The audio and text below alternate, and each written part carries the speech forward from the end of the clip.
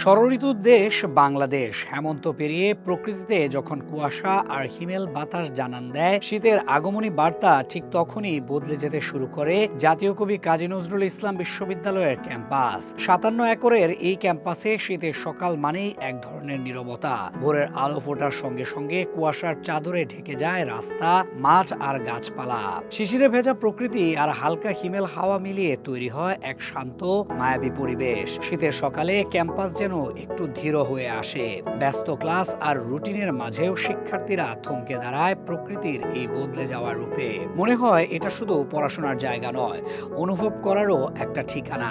জাতীয় কবি কাজী নজরুল ইসলাম বিশ্ববিদ্যালয় আর তুলনামূলকভাবে ভৌগোলিকগত কারণে ময়মনসিংহ বা ঢাকার থেকে মোটামুটি এটা মাঝখানেও হয় এবং গ্রামীণ যে একটা ভাব এখানে আছে। তো শীতের অনুভব আমরা সবসময় একটু বেশি অনুভব করি এবং শীতকালে নজরুল বিশ্ববিদ্যালয়ের সৌন্দর্য কয়েক গুণ বেড়ে যায়।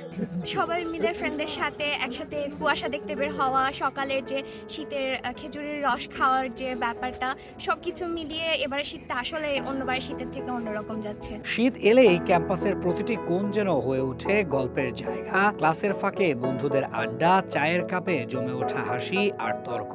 কেউ হারিয়ে যায় পুরনো স্মৃতিতে, কেউ আবার ভাবতে থাকে সামনে আসা দিনগুলোর কথা। শীত নামলেই ক্যাম্পাসে ফিরে আসে গ্রাম বাংলার স্বাদও। হলের সামনে আর সিঙ্গারা হাউসে বিকেল গড়াতেই ভিড় জমে শীতের পিঠায়। গরম খাবারের উষ্ণতায় আরো প্রাণ পায় কথোপকথন, বন্ধুত্ব আর সময় কাটানোর মুহূর্তগুলো।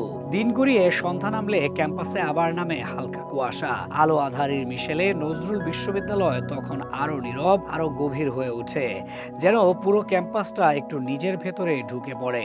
শীতটা মূলত আমার কাছে মানে অত্যন্ত কৌতূহলী এবং আমেজ ঘন মনে হচ্ছে, কেননা দেশের বিভিন্ন অঞ্চলে দেশের সর্বনিম্ন তাপমাত্রা রেকর্ড হচ্ছে। শীতকালটা বরাবরই আমার প্রিয় ঋতু।